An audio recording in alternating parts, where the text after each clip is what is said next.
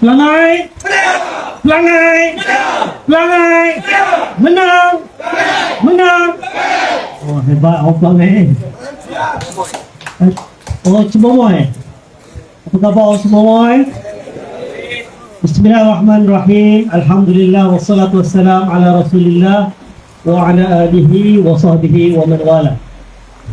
Subhanaka la ilma lana illa ma 'allamtana innaka antal alimul hakim wa la haula wa la quwwata illa billahil aliyyil azim. Yang saya hormati Datuk Sri Kaini selaku pemangku Ketua UMNO bahagian Bentor. Kita bagi satu tepukan kepada beliau. Saya juga ingin mengalu-alukan bersama dengan saya ni ada dua ketua UMNO bahagian jauh daripada utara. Pertama Cikgu Madi, Ketua UMNO bahagian Padang Serai.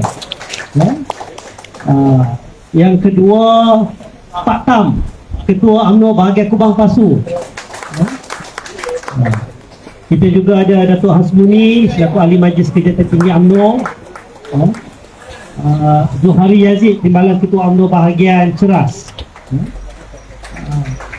Yang saya hormati juga Encik Saudara Nasaruddin, Ketua UMNO Cawangan Kampung Cemomoy dan seluruh ahli-ahli jawatankuasanya, semualah Ketua Wanita, Pemuda Puteri, bahagian angkat daripada Cameron Highland dan juga negeri angkat daripada negeri Melaka. Saya ucap terima kasih banyak.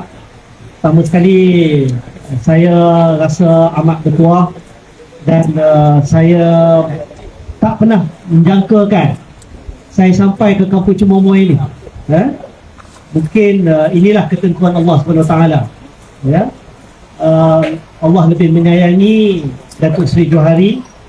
Mungkin di permulaan ini kalau boleh kita sama-sama menghadiahkan Al-Fatihah dan kita doakan dan kita niatkan dalam hati kita sedekahkan Al-Fatihah ini. Moga-moga roh almarhum ditempatkan di kalangan muttaqin dan diampunkan segala dosa-dosanya. Al-Fatihah. Auzubillahi minasyaitonir rajim.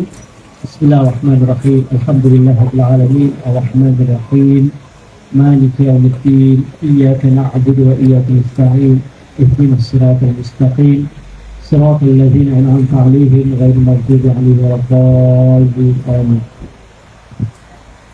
Tuan-tuan dan puan, saya bila masuk tadi dalam gelap, saya ingat ke saya masuk kawasan mana tak tahu. Tapi bila masuk ke sini tengok ramai yang ada pada malam ini.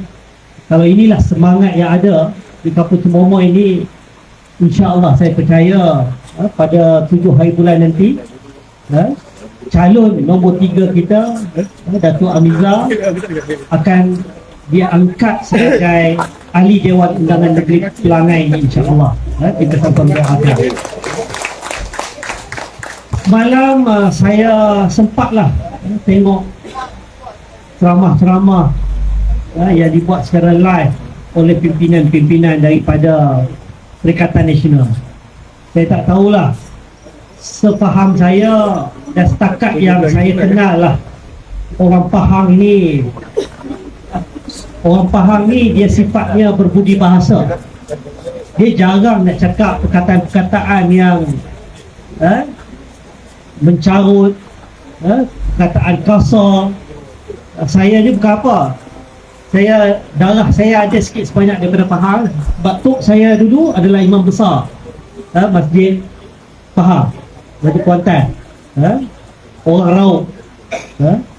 Jadi masa kecil-kecil sebelum tu saya meninggal ulang alik, sampai umur saya 8 tahun ke Kuantan. Pak arwah almarhum nenek saya juga adalah tok guru kepada kerabat Sultan Pahang dan ia ada Ketua Agung hari ini. Jadi saya kenal orang Pahang ni sebagai orang yang amat berbudi bahasa. Tetapi bila datang pemimpin-pemimpin Perikatan Nasional daripada luar, khususnya maaflah ketua-ketua UMNO bahagian daripada Kedah dia keluar bahasa-bahasa yang kesat, mencarut, saya nak sebut pun malu. Saya rasa inilah pemimpin-pemimpin yang saya rasa tidak menzahirkan watak sebagai pemimpin yang kononnya memperjuangkan Islam. Kerana Islam ni, tuan-tuan dan perempuan, dia bukan soal hukum sangat. Islam ni kita tahu dia ada 3 cabang utama. Pertama, akidah. Kita nak menjadi orang Islam, prinsip pertama mengucap 2 kalimah syahadah. Itu akidah. Nabi kata, man qala la ilaha illallah dakhala al-jannah. Man qala la ilaha illallah Muhammadur Rasulullah haramun damuhu irduhu wa maluhu. Siapa saja yang mengucap 2 kalimah syahadah, meyakini Allah Tuhan yang satu, Nabi Muhammad pesuruh Allah, maka dia dijamin syurga. Barang siapa yang mengucap 2 kalimah syahadah, haram baginya maruahnya, hartanya, nyawanya disentuh. Itu akidah asas. Kita belajar rukun iman, rukun Islam. Tapi Islam ni bukan hanya tertegak pada akidah saja. Yang kedua adalah akhlak. Kita beriman saja tak cukup. Akhlak kena menzahirkan sebagai akhlak seorang mukmin. Akhlak mukmin macam mana? Memilih perkataan yang baik. Apabila berbicara yang baik. Kalau kita ini mengaku bahawa kita Islam, kita nak menyampaikan seruan Islam, Allah sebut apa? Ud'u ila sabili rabbika bil hikmah wal mau'izatil hasanah wajadilhum billati hiya ahsan. Serulah ke jalan Tuhanmu dengan cara yang paling bijaksana. Dengan cara yang kedua, mau'izah hasanah, menggunakan pengajaran yang baik, role model yang baik. Yang ketiga, wajadilhum billati hiya ahsan. Bila kita bercakap, bila kita berbahas, wajadilhum ni mujadalah. Mujadalah ni maksud dia berdebat, berbahas. Kita nak berbincang dengan orang. Allah kata apa? Guna perkataan yang terbaik. Bahkan dalam ayat yang lain, Allah beri apa arahan. Allah kata apa kepada Nabi Allah Musa dan Nabi Allah Harun, 2 Nabi. Allah bagi arahan kepada Nabi Allah Harun, Nabi Allah Musa. Kata Allah, izhaba ila fir'aun innahu tagha. Kamu pergilah bertemu dengan Fir'aun, menghadap Fir'aun. Sesungguhnya dia adalah orang yang sesat, tagha. Tetapi Allah kata apa? Faqula lahu qawlan layyina la'allahu yatadhakkar aw yakhsha. Tetapi bila kamu bertemu dengan Fir'aun ini, kata Allah, bercakaplah kamu, berkata-katalah kamu kepadanya dengan menggunakan perkataan yang qawlan layyina, perkataan yang lembut, yang baik. Allah tak kata guna caci maki. Allah tak kata guna kepala bapak hang. Allah tak kata perkataan yang macam dia sebut semalam itu. Start daripada K, saya nak sebut pun malu. Ini semua bukan akhlak Islam. Kerana akhlak itu sebahagian daripada kesempurnaan iman. Akidah, akhlak, dan yang ketiga baru sebut sebagai syariah. Apa dia syariah? Hukum hakam. Hukum hakam terbahagi pula pada 2. Hukum hakam yang berkaitan dengan ibadah. Macam mana kita semayang, macam mana kita puasa, macam mana kita zakat, macam mana kita naik haji. Ada pula yang kedua, hukum hakam yang berkaitan dengan muamalah. Muamalah enggak, ada cabang-cabang dia. Macam mana kita nak mentadbir urusan keduniaan, disebut sebagai siasat syariah. Politik Islam, macam mana kita bercakap soal menguruskan ekonomi, itu pun sebahagian daripada muamalah. Sebab itu adanya hukum riba, adanya hukum haram rasuah, adanya hukum haram kita menipu bila kita berjual beli. Ini semua adalah hukum hakam syariah. Maknanya Islam ni adalah satu cara hidup yang luas. Bukan saja kita bercakap soal Islam, lepas tu hukum orang tak melaksanakan hudud. Hari ni tak bincang pun pasal hudud dah. Ada kita dengar orang PAS cakap pasal hudud? Tak ada lah. Bila dia senyap pasal hudud ni? Lepas dia berkawan dengan DAP. Kena ingat, PAS lebih awal berpeluk, berdakap, bercium dengan DAP. Waktu dia berdakap dengan DAP tahun 1999 pilihan raya, dia bersama dengan DAP. Tahun 2004 dia bersama dengan DAP. Tahun 2008 dia bersama dengan DAP. Dia bercerai sebelum 2014. Sebelum itu dia berkahwin dengan DAP. Waktu itu dia bersama dengan DAP. Apakah kerana titah raja semua bersama dengan DAP? Adakah kerana dia bersama dengan DAP itu atas dasar nak jaga Islam dengan Melayu kononnya? Tak ada. Waktu itu matlamat dia satu je. Matlamat dia nak kalahkan UMNO. Sebab itulah dia pergi ke kampung-kampung, dia yakinkan orang PAS, kita kena bersama dengan DAP. Wajib sokong DAP. Keluar fatwa wajib. Sebab apa wajib? Sebab kita kena kalahkan UMNO. Berpuluh tahun kita tak boleh jatuhkan UMNO. Sekarang DAP bersama kita, kita wajib sokong DAP. Haram kita bagi undi pada Barisan Nasional waktu itu. Dan waktu itu kena ingat, bila dia bersama dengan DAP, orang DAP baca ayat Quran, biarlah makhraj tak betul pun, biarlah tajwid langsung ke laut, biarlah dia baca ayat Quran. Untuk apa? Tuju nak jatuhkan UMNO. Waktu itu apa kata dia?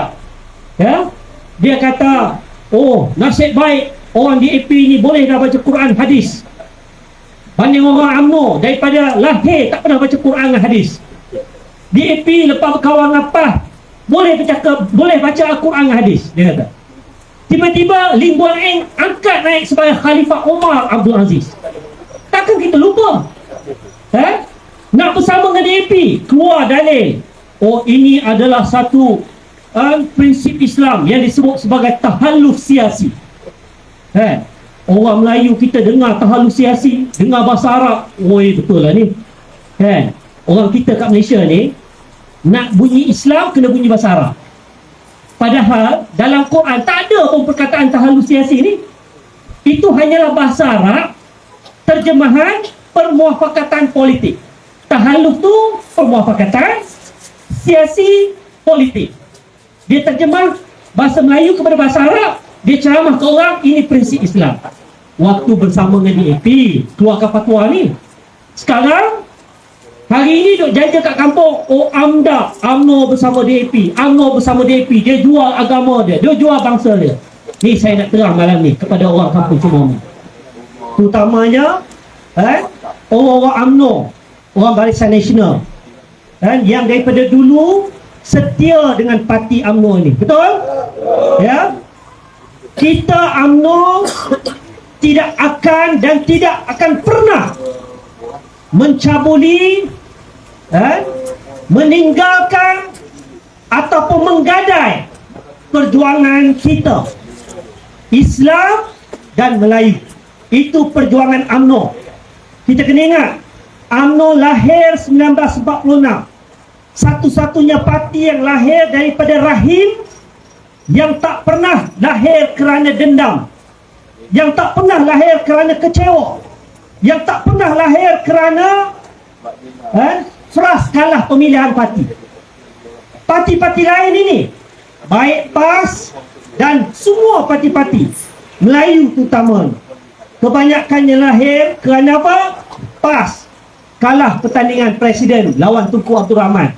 Tuan Haji Fuad dulu kalah lawan Tunku Abdul Rahman presiden, keluar tubuh PAS atas dasar kekecewaan.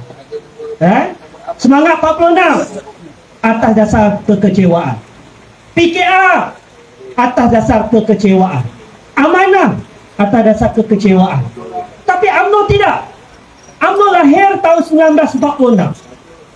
dan termaktub dalam perlembagaan UMNO sehingga hari ini.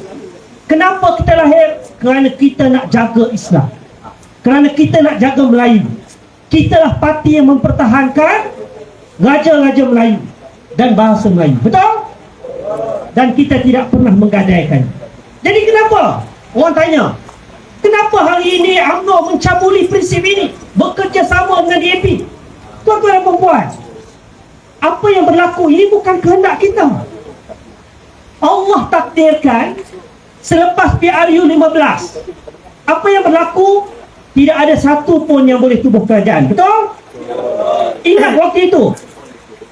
Betul ada orang kata, oh dulu kan bukan Dr. Ashraf ketua pemuda. Lantang kata, kalau kerjasama dengan DAP, dialah orang yang pertama akan menentang. Betul? Saya sebut begitu. Kerana waktu itu UMNO buat keputusan dasar. Keputusan dasar dalam Majlis Kerja Tertinggi diangkat ke Pimpinan Agung UMNO. Kita kena ingat ya, UMNO ini parti yang ada sistem, ada peraturan. Apa juga keputusan dasar parti tak boleh ditentukan oleh individu. Presiden tak boleh tentu. Siusu Agung lagi tak boleh. Ya, sebab apa? Siusu Agung ni bukan dipilih. Bukan tuan-tuan dan puan pilih saya. Saya dilantik. Kan? Presiden nak pecat saya boleh. Itu hak presiden sebab waktu saya menang ketua pemuda, ya dipilih oleh pemuda. Tapi bila saya tak bertanding, tiba-tiba Datuk Seri Zahid angkat saya sebagai Setiausaha Agung. Saya hanya melaksanakan dasar dan polisi parti, tak boleh menentukan dasar dan polisi parti. Presiden pun begitu juga, tak boleh menentukan dasar dan polisi parti. Dalam perlembagaan UMNO, yang boleh menentukan dasar parti hanyalah dua. Pertama, Perhimpunan Agung UMNO. Perhimpunan Agung UMNO datang daripada mana? Suara bahagian, suara cawangan. Yang kedua, dalam perlembagaan UMNO kata ketiadaan Perhimpunan Agung UMNO. Majlis Kerja Tertinggi adalah badan yang tertinggi menentukan dasar dan hala tuju parti. Saya nak imbas kembali. Sebelum PRU 15, apa keputusan dasar parti? No DAP, no Anwar. Ya? Dan jangan lupa, no Bersatu. Apa maksud dia? Maksud dia kita pergi pilihan raya ke 15 secara solo. Bukan dengan PKR, bukan dengan DAP, hatta bukan dengan Bersatu. Itu keputusan dasar. Siapa yang tentukan? Majlis Kerja Tertinggi angkat. Presiden bawa dalam Perhimpunan Agung UMNO. Dia tanya semua, setuju atau tidak? Setuju. Kalau setuju, bangun. Kalau ingat lagi, semua bangun berdiri. Semua setuju. Itu keputusan dasar. Apakah kita akur dengan keputusan dasar? Ya. PRU 15, kita masuk pilihan raya dengan penuh keyakinan bahawa kita boleh menang. Apatah lagi isyarat PRN Melaka dan juga Johor. Kita ingat PRN Melaka kita menang 3/4 majoriti. Bukan 2/3, 3/4. Masuk PRN Johor, kita menang 2/3. Itu sebab kita ada sedikit angkuh dan sombong, ego. Ya, kita rasa kita boleh masuk dan menang. Tapi Allah sebut wa makaru wa makarallah wallahu khairul makirin. Kita merancang, Allah merancang. Sebaik-baik perancang adalah Allah Subhanahu wa taala. Lepas PRU 19 November, alhamdulillah Pelangai menang. Sebab orang Pelangai dulu, kini dan selamanya insya-Allah setia dengan Barisan Nasional dan UMNO. Betul? Ya? Menang di Pelangai, tapi hakikatnya kerajaan tumbang. Ya? Orang Pelangai dalam keadaan macam tu pun setia dengan UMNO. Apatah lagi sekarang. Ya? Dalam keadaan begitu, bila 19 November pilihan raya umum, malam tu umum, esok 20 November SPR buat pengisytiharan, tidak ada siapa pun ada kerusi yang cukup menubuhkan kerajaan. Ingat? Kita ingat ke kita dah kalah menongeng dah? Tinggal 30 ya. Ya? Tengok Tuhan punya kuasa. Kita hanya tinggal 30. Kita ingat kita dah kalah dah. Kita dah bersedia jadi pembangkang dah. Tetapi rupa-rupanya tak tak ada siapa yang menang. Tak ada siapa yang menang. Ya, PH yang dikatakan menang, tak menang. 82 je. Nak menang ni maksud dia kena tubuh kerajaan 112 kurang 30. Tengok ni, Tuhan tunjuk ni, kurang 30 je. Perikatan Nasional angkuh kata menang besar, 73 je waktu tu. Masa tu Padang Serai belum lagi, ya, pun tak menang juga. Kita nombor 3, 30 kursi. Sarawak GPS 23 yang keempat. Lepas tu yang lain kecil-kecil. Ya, dalam keadaan negara tak ada kerajaan beberapa hari itu, Allah takdirkan, dia kurniakan ilham kepada yang di-Pertuan Agong. Yang di-Pertuan Agong dikurniakan ilham, panggil ketua-ketua parti. Panggil mula-mula Tan Sri Muhyiddin. Panggil apa? Panggil ke istana. Hanya satu saja permintaan tuanku. Ya, apa permintaan tuanku? Cukup-cukuplah bergaduh, berbalah. Cukup-cukuplah 4 tahun 3 Perdana Menteri. Negara tak stabil, pelabur lari. Siapa yang susah? Siapa yang susah? Rakyat. Hari ini rakyat susah sebab nak cuba tukar kerajaan 2014, 2018. Ingat? Apa tak kata pada Datuk Najib? Hari ini baru menyesal. Hari ini sok khabar nak tunjuk, oh, Perdana Menteri yang terbaik masih lagi Datuk Seri Najib. Dah tak ada baru menteri ingatkan Datuk Najib. Masa Datuk Najib jadi Perdana Menteri dulu, apa mereka tak kata pada Datuk Najib? Betul? Padahal waktu itulah ekonomi berkedudukan yang terbaik, pelabur ramai masuk, kita mampu tolong rakyat, sampaikan BRIM. Kita janji siapa nak bagi 2,500, betul? Kita tak pilih kasih. BRIM ni bukan orang UMNO saja dapat. Bila nak bagi BRIM, orang PAS yang dulu depan sekali beratur. Bawa tim Milo. Tim Milo tu sebab tak cukup. Tapi nak sebutnya, ini yang Tuhan kata, la in syakartum la azidannakum wa la in kafartum inna azabi lasyadid. Kamu bersyukur, Allah tambah nikmat kepada kamu. Kamu kufur, Allah kata tunggulah azab yang akan menimpa kamu. Waktu kita ada macam-macam, kita tak bersyukur lagi. Nak cari mana negara, kerajaan, pemimpin yang sempurna? Kita ni manusia biasa. UMNO bukan sempurna. UMNO pun banyak kesilapan. Barisan Nasional bukan yang sempurna. Barisan Nasional pun berpuluh tahun merintah, lebih daripada 60 tahun merintah Malaysia. Pasti ada cacat celah, betul atau tidak? Tapi nak nafikan sampai dia kata UMNO tak ada jasa langsung kepada Islam, kepada Melayu, itu satu pembohongan dan pendustaan. Betul? Hari ini manfaat yang kita dapat hanya kerana UMNO. Betul atau tidak? Saya pengurusi marah, tuan-tuan dan puan-puan. Orang petikai kenapa lantikan politik? Saya kata daripada dulu lagi lantikan politik. Dan saya dilantik sebagai pengurusi marah sebab apa? Sebab saya Setiausaha Agong UMNO. Ya? Sebab apa? Sebab Setiausaha Agong UMNO nak jaga baby UMNO. Mara ini baby UMNO, lahir daripada rahim UMNO. Saya nak cakap pada kampung Cemomoy ni, Mara lahir tahun 1966. Itu atas kertas surat lahir dia. Tetapi asalnya tahun 1964 di Perhimpunan Agong UMNO. Apabila UMNO mencadangkan supaya mesti ada satu institusi yang jaga orang Melayu, ubah orang Melayu dari segi pendidikan dan juga ekonomi. Tahun 1965 Tun Razak ambil cadangan Perhimpunan Agong UMNO, buat Kongres Ekonomi Bumiputera. Disitulah kali pertama nama Mara dicadangkan, dan tahun berikutnya 1966 ditubuhkan Mara. Tuan-tuan dan puan-puan, ramai mungkin tak tahu, Mara ini macam sebuah negara. Sebab apa? Ini saya nak sebut secara terus terang dan terbuka. Sebab bila saya masuk Mara, saya tanya kenapa kita sorokkan fakta-fakta ini. Sebab fakta ini ada dalam bajet negara. Ini dokumen terbuka. Oh, dia kata nanti orang petikai kan. Saya kata ini hak kita. Dalam perlembagaan perkara 153. Apa dia? Perkara 153. Melayu ada kedudukan istimewa. Siapa yang letak dalam itu, dalam perlembagaan itu? Kalau bukan pemimpin-pemimpin UMNO tahun 1956-57, Masa kita nak merdeka, syarat British apa? Nak merdeka kena kerjasama dengan China, India. Iktiraf mereka sebagai rakyat di tanah Melayu ini.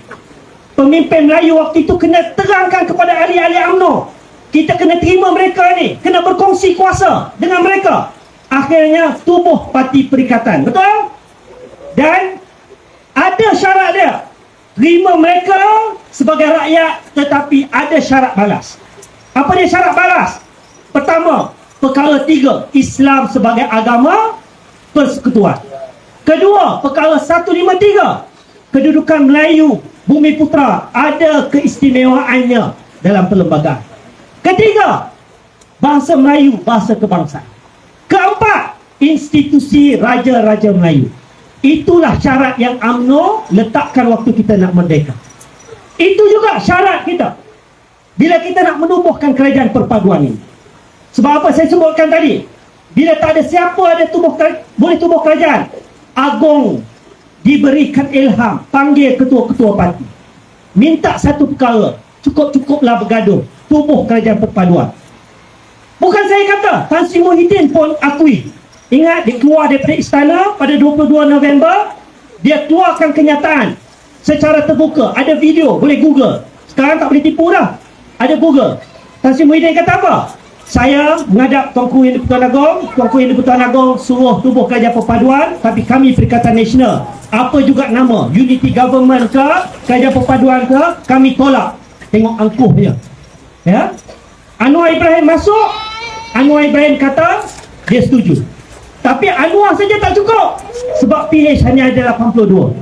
Petang itu juga Istana Negara keluarkan kenyataan media, minta Barisan Nasional menghadap Yang di-Pertuan Agong.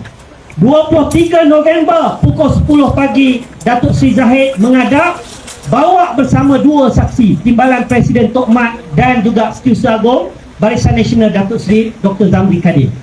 Menghadap, rupa-rupanya sama juga titah tuanku. Apa titah tuanku? Cukup-cukuplah berbalah, fikir soal negara, fikir soal rakyat, tubuhkan kerajaan perpaduan. Apa kata Datuk Seri Zahid? Secara prinsipnya Patik setuju, tetapi Patik tak boleh membuat keputusan dasar parti. Tengok Datuk Seri Zahid ni, dia presiden parti.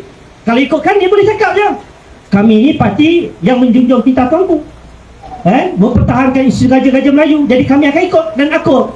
Tapi Datuk Seri Zahid minta tuanku bagi masa untuk UMNO buat majlis kerja tertinggi khas pada malam tersebut.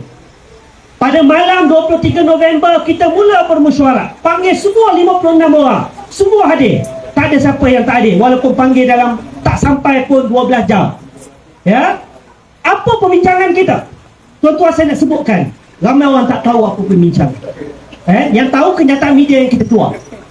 Kalaulah perbincangan kita itu hanya menurut titah tuanku, tak sampai 20 minit kita selesai mesyuarat. Sebab apa? Datuk Seri Zahid boleh cakap, okey, pagi tadi saya menghadap Tuanku Yang di-Pertuan Agong, Tuanku Yang di-Pertuan Agong minta kita tubuh kerajaan perpaduan. Kita ni parti dalam perkara 3 perlembagaan UMNO, matlamat dan tujuan, salah satunya mempertahankan institusi Raja-Raja Melayu. Jadi kita wajib patuh dan akur, betul? Tak payah bincang panjang, semua setuju. Tetapi kita mesyuarat pukul 8.30 malam, habis pukul 1.38 pagi. Kenapa panjang? Sebab Datuk Zahid nak dengar daripada semua, kita bukan bincang hanya soal titah tuanku, kita bincang soal masa depan UMNO. Kita bincang soal apa pandangan dan persepsi rakyat. Kalau kita akur titah tuanku, bermakna kita akan terpaksa bekerjasama dengan PH, musuh kita. Dan yang paling kita curiga, dalam PH ada satu parti yang menjadi hantu raya, menghantui kita berpuluh-puluh tahun. Apa dia? Parti mana? Parti DAP. Betul atau tidak? Nak pangkah DAP ni, bukan senang. Ya, saya kalau saya jadi Mursyidul Am pun, saya bagi fatwa kepada orang UMNO. Mursyidul Am PAS hanya boleh bagi fatwa, kita ni tak ada jawatan Mursyidul Am. Katakan saya Mursyidul Am, bagi fatwa wajib sokong DAP. Tuan-tuan perempuan nak sokong atau tidak? berbelah bagi lagi, betul? Sebab apa? Berpuluh tahun kita ditanam di AP anti-Islam, di AP anti-Melayu, di AP komunis, betul? Siapa? Atok cakap 22 tahun dulu. 22 tahun, BTN, itulah dok syarah tiap hari. Ya? Jadi kita curiga. Kalau kita akur titah tuanku, bak kata pepatah, kita kena buat keputusan seperti di luar mati mak, ditelan mati bapa. Betul? Titah tuanku akur, memang kena akur. Tak akur, kata derhaka. Langgar perlembagaan UMNO. Akur, kena kerjasama dengan PH. Akur dalam tu ada DAP. Tuan-tuan dan perempuan, bukan mudah pemimpin nak buat keputusan ni. Sebab itulah akhirnya kita sepakat, kita akur betul sebagai satu prinsip. Tapi yang kedua, macam mana kita nak pastikan agenda Islam, Melayu, raja-raja Melayu, bahasa Melayu tetap kita pertahankan. Itu kita buat syarat. Boleh kita akur, kita kena buat perjanjian dengan Pakatan Harapan dan parti-parti yang setuju nak kerjasama dengan UMNO. Kalau nak kerjasama dengan UMNO, tubuh Kerajaan Perpaduan Malaysia, 4 perkara kita letak dalam perjanjian. Apa dia? Pertama, jangan sesekali sentuh Islam sebagai agama persekutuan. You nak cakap apa perjuangan you, Malaysia ke, kita tak peduli. Tetapi jangan sekali-kali sentuh Islam agama persekutuan dalam perlembagaan yang kita sama-sama pertahankan. Kedua, kedudukan Melayu Bumi Putra, perkara 153, jangan sekali-kali sentuh. Raja-raja Melayu, jangan perkotak-katikkan. Dan bahasa Melayu, bahasa kebangsaan. Kita berhantar pada Datuk Seri Anwar, kita buat perbincangan. Saya salah seorang daripada Jawatankuasa Perunding. Saya salah seorang yang bertanggungjawab tulis ayat-ayat dalam perjanjian tersebut. Sebab tu saya boleh bercakap. Dan bila kita serah kepada Datuk Seri Anwar, kita serah kepada Anthony Locke, kita serah kepada Mak Sabu, dia orang seorang-seorang sign, setuju. Jadi bila dia sign, kita rasa lega lah sikit. Sebab kita ni kena ingat, kita satu-satunya parti yang tak pernah berkahwin dengan DAP ni. Tak pernah rasa sedap ke tak sedap ni. Ya, parti lain semua dah rasa. Parti Pak Lebai PAS 3 kali pilihan raya, 99, 2004, 2008. Waktu tu tak ada titah tuanku pun. Waktu tu macam saya kata, macam-macam fatwa keluar. Tak halusinasi lah, Khalifah Umar Abdul Aziz lah. Tak dengar dah negara Islam, yang dengar negara berkebajikan. Boleh pula kata, oh, dalam Quran tak ada istilah negara Islam. Yang ada baldatun tayyibatun wa rabbun ghafur, negara yang baik dan sentiasa mendapat keampunan daripada Allah. Itulah sebenarnya maksud negara kebajikan. Nak bagi hujah, sebab Pakatan Rakyat waktu itu, PKR DAP kata, kalau nak berkawan dengan aku, jangan sebut bab negara Islam, jangan sebut bab hudud. Siapa yang akur dengan DAP, PAS. Hari ini kita bagi syarat pada PH ni, nak kerjasama dengan kita, jangan sentuh bab Islam agama persekutuan, jangan sentuh bab Melayu, jangan sentuh bab raja-raja Melayu, jangan sentuh bab bahasa Melayu. Setuju atau tidak? Jadi siapa yang pertahankan prinsip? Siapa yang mencairkan prinsip? Siapa yang sanggup jual agama, tunggang agama kerana kuasa? Kita parti yang tak pernah tunggang agama kerana kuasa, tetapi kita tunggang parti untuk pastikan kuasa menjaga agama bangsa dan tanah air. Betul? Sebab itulah, tuan-tuan dan puan, macam semalam dia berceramah, dia kata UMNO dah gadai perjuangan Islam, UMNO dah gadai perjuangan Melayu. UMNO sejak berkawan dengan DAP, jaga-jaga Malaysia ini akan pergi menjadi sebagai sebuah negara sekular. Betul? Hari ini dia punya strategi, dia akan pergi ke rumah-rumah orang UMNO, dia pujuk orang UMNO, cukup-cukuplah sokong UMNO. UMNO ni dah tak perjuangkan Islam, UMNO ni dah tidak perjuangkan Melayu. Dia berkawan dengan DAP, Malaysia ini akan berubah menjadi negara sekular. Tuan-tuan dan perempuan, saya nak terangkan kat sini. Pertama, kita kena faham apa dia maksud sekular ni. Ya, apa maksud sekular? Sekular ini maksud dia apa? Maksud dia yang pada kata politik suku, agama suku. Ya, makna dia kalau negara tu negara sekular, tak boleh dah ada apa juga dasar polisi perbelanjaan untuk agama Islam. Semua agama kena sama rata. Perlembagaan kita kena ubah. Islam bukan lagi agama persekutuan. Agama-agama semuanya sama saja dalam perlembagaan kita. Tuan-tuan dan puan-puan, inilah tahyul politik yang PAS cuba bawa hari ini. Tahyul ni faham apa? Pemikirannya bukan balul. Tahyul. Pemikiran khurafat yang menyesatkan. Kenapa? Pertama, boleh atau tidak kita pindah perlembagaan? Boleh atau tidak? Dia kata boleh. Sebab UMNO ini akan ikut telunjuk DAP. Okeylah. Katakanlah UMNO ni semua dah jadi bengong. Semua dah bengong ikut telunjuk DAP. 30 ahli parlimen semua ikut telunjuk DAP. 40 campur 30, 70. Nak pindah perlembagaan kena ada 148. Nak cari mana 148? Oh ada, PKR pun semuanya bengong. Anwar Ibrahim pun jadi bengong dah. Ikut DAP. Pun nak pindah perlembagaan. Islam ni tak lagi agama persekutuan.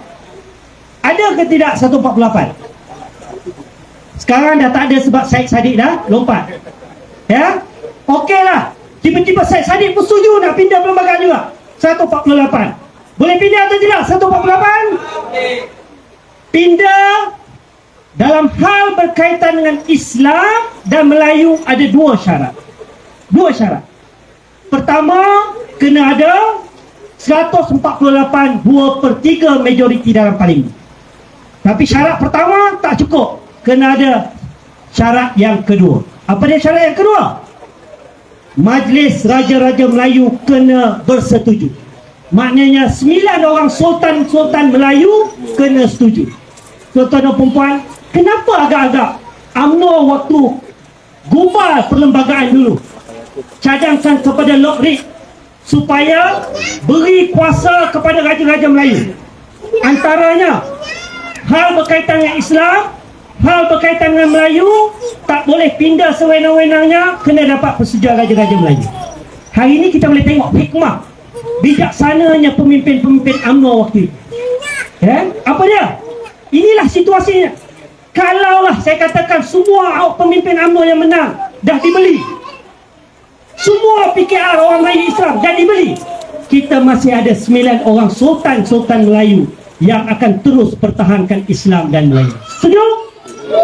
Jadi di mana yang dikatakan negara ini akan berubah menjadi negara sekular? Sedap cakap mulutnya. Inilah masalah. Pakai lilitan lebay tetapi fitnah, tohmah, cakap menipu. Betul?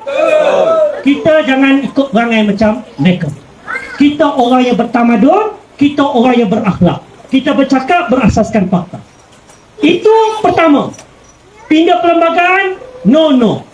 Yang kedua, tuan-tuan dan perempuan, kita kena ingat satu perkara. Malaysia ini sudah menjadi sebuah negara yang meletakkan Islam sebagai agama persekutuan. Kalau sekular bermakna kita tak boleh ada sebarang dasar polisi yang berkaitan dengan Islam. Ada seorang waktu hari itu, Datuk Seri Zaini pun ada. Masa kami buat pertemuan dengan semua jentera UMNO untuk pelangai ni di Janda Baik, ya, ada seorang ketua wanita. Saya tak tahu ketua wanita mana itu. Ada orang sini tak? Seorang ketua wanita, orang pelangai. Dia bangun, dia tanya, sebab saya buka soalan, dia tanya, Dr. Ashraf, betul ke DAP bagi cek kepada sekolah-sekolah Cina ni 15 juta? Saya pun kata betul, ya, bukan 15 juta, 15.8 juta sebenarnya. Waktu zaman Datuk Seri Anwar, dia bagi 15.8 juta kepada sekolah Cina. Waktu zaman Datuk Seri Ismail Sabri, lebih kurang yang sama, 16 juta, 15 juta. Waktu zaman Tan Sri Muhyiddin Yassin, dua-dua ni PAS ada dalam tu, ya, pun diberikan lebih kurang 15 juta. Zaman Datuk Seri Najib, kadang-kadang 15 juta, kadang-kadang 20 juta. Untuk siapa? Untuk 63 buah sekolah-sekolah menengah persendirian Cina. Kena ingat, sekolah Cina ni ada dua jenis. Sekolah jenis kebangsaan Cina, sekolah menengah persendirian Cina. Sekolah jenis kebangsaan Cina itu di dalam sistem kebangsaan. Ya, itu ditanggung oleh kerajaan. Apa beza dia? Beza dia belajar saja dalam bahasa Cina. Belajar matematik, sains dan belajar bahasa Mandarin dalam bahasa Cina. Tapi sejarah dia sejarah ikut silibus Malaysia. Belajar berkenaan sejarah tanah Melayu, sejarah Malaysia. Tapi sekolah menengah persendirian Cina, dia ada kurikulum dia sendiri. Dia tak ikut kurikulum kebangsaan. Itu swasta yang dipertikaikan oleh ramai pihak. Kita bagi peruntukan 15 juta, 20 juta one off kepada sekolah Cina. Tuan-tuan dan perempuan, saya jawab. Saya kata, zalimlah kita nak mempersoalkan 15 juta ini. Oh, kenapa zalim? 15 juta kalau bagi dengan 63, 60, satu sekolah sampai 250 ribu. Sepatutnya wang yang sama pergi kepada sekolah-sekolah agama. Ini saya nak sebut ya. Ini fakta. Boleh cek dalam buku bajet negara tiap-tiap tahun. Bulan 10 ni akan ada perbahasan bajet. Biasanya buku belanjawan ni semua orang boleh akses. Di bawah Kementerian Pendidikan ada satu sektor dipanggil sektor pendidikan Islam. Ya. Sektor pendidikan Islam bajet dia tak kurang daripada 1.1 bilion. Kenapa? Di situlah ada 221 buah sekolah agama bantuan kerajaan. Di situlah ada 588 sekolah-sekolah aliran agama. Yang kadang-kadang kita tengok sekolah tu bukan nama sekolah agama. Contohnya sekolah anak saya dulu, sekolah Seksyen 18 Shah Alam. Nama sekolah tak ada sekolah agama Seksyen 18. Tetapi Seksyen 18 Shah Alam, dia adalah sekolah aliran agama. Bila aliran agama, wajib belajar SPM, ambil bahasa Arab, Quran Sunnah dan pengajian syariah Islamiah. Ya, macam sekolah agama. Itu ada 588 buah. Ada 61 buah SNKA, sekolah menengah kebangsaan agama. Di semua negeri ada. Faham contohnya apa? SNKA apa? SNKA Dong di Rauk. Itu sekolah menengah kebangsaan agama, 61 buah. Ada 12 sekolah asrama penuh integrasi beragama. Di Pelangi pun ada. Okey. Ini tak termasuk 101,730 orang guru-guru pendidikan Islam. Setakat bulan Jun 2022, data yang ada pada saya. Inilah yang kerajaan belanja 1.1 bilion, bahkan tiap-tiap tahun akan meningkat. Marah, saya cakap terus terang, dan ini pun ada dalam buku belanjawan. Pendidikan saja kita belanja 2.1 bilion. Daripada MRSN, Yakmara, IKM, ada semua 342 institusi pendidikan MARA. Sampailah ke peringkat luar negara. Ketika saya bercakap ini, pelajar kita yang ditanggung oleh MARA di luar negara ada 4,029 orang, tak termasuk dengan 1,025 yang akan dihantar dalam bulan ini juga. Ke mana? Ke UK, US, Jerman, Perancis, Spain, Korea, Jepun, Jordan, Mesir, ya, Rusia, macam-macam negara kita hantar. Seorang kita belanja 730,000 sehingga 1.2 juta seorang. Siapa mereka? Anak Melayu. Ya, anak Melayu.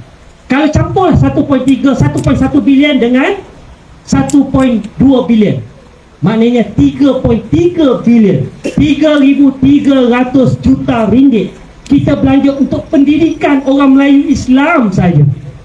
Tuan-tuan dan puan, sebab tu saya kata zalimlah kita. 3,300 orang tak pertikai pun kita punya perbelanjaan. Yang 15 juta, 20 juta pun kita bagi.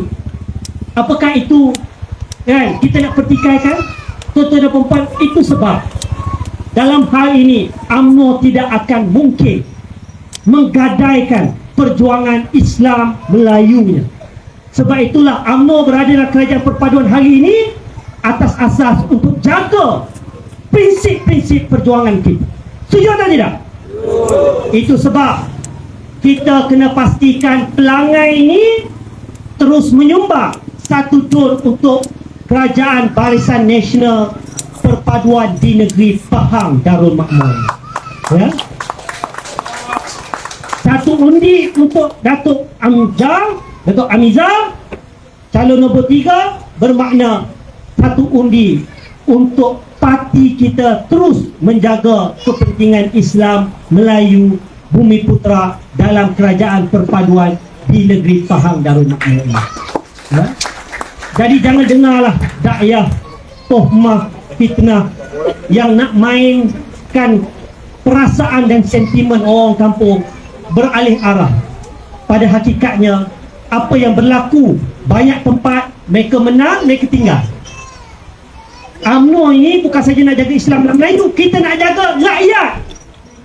Pengalaman orang Pelangai cukup indah, walaupun ada kelemahan sana sini. Daripada zaman Long Nan sampailah Datuk Seri Johari, tradisi kita bela rakyat dan jaga kebajikan rakyat Pelangai ini tak pernah orang pertikaikan. Betul?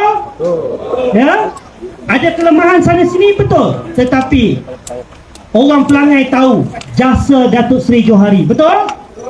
Orang Pelangai tahu jasa bekas Menteri Besar Pahang kepada orang Pelangai. Betul?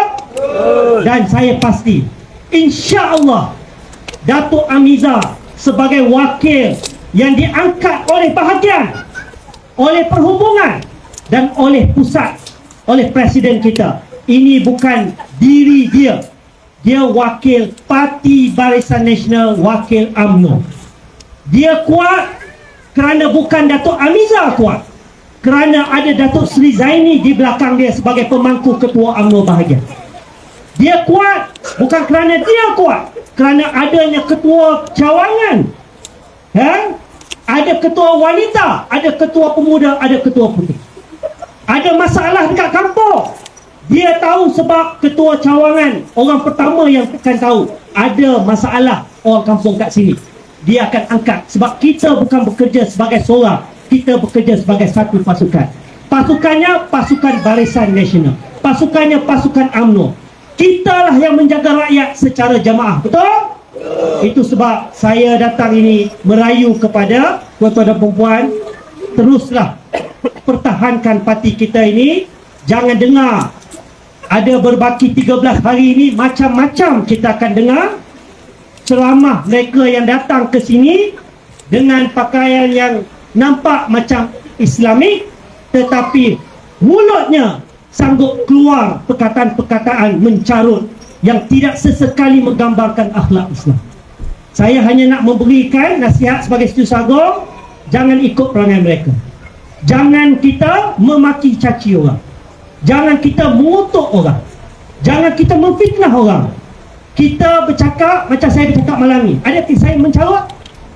Ada saya memaki hamun orang? Ada saya mencaci orang pas? Tak ada. Saya bagi fakta. Betul? Lawanlah fakta. Kalau fakta saya salah, lawan fakta. Jangan lepas pada ni dia semua pula cerita Dr. Ashraf ada skandal pula. Ini style orang. Ya.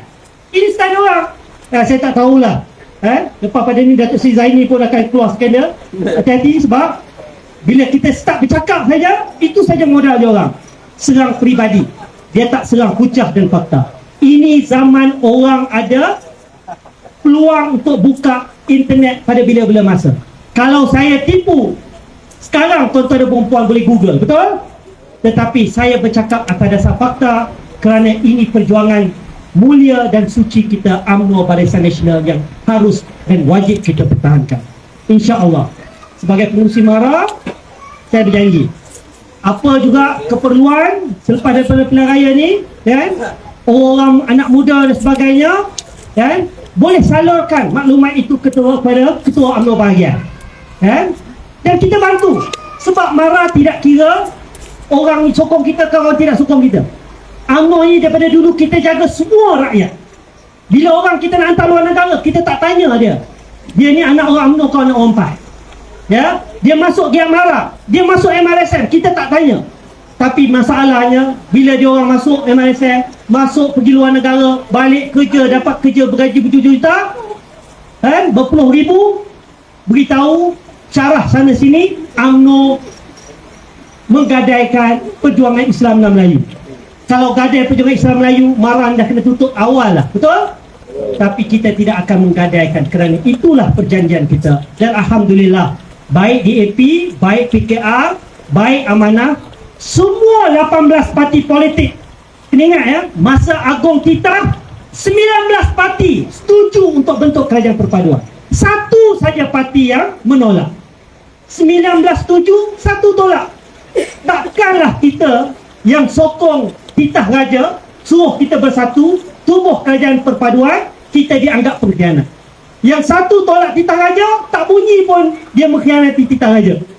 Ya, itulah baiknya orang UMNO. Kita tak guna sentimen kebencian untuk kita hentam orang. Itu sebab saya minta sangat-sangat 7 hari bulan ni kita ada berbaki 12-13 hari ini, kerjalah kuat, pastikan UMNO kita menang, Barisan Nasional calon nombor 3 menang. Boleh? Pelangai! Pelangai! Pelangai! Menang! Menang! Menang! Hebat. Wabillahi taufiq wal hidayah. Wassalamualaikum warahmatullahi wabarakatuh. Saya mohon pergi ke kampung Jawi-Jawi. Terima kasih.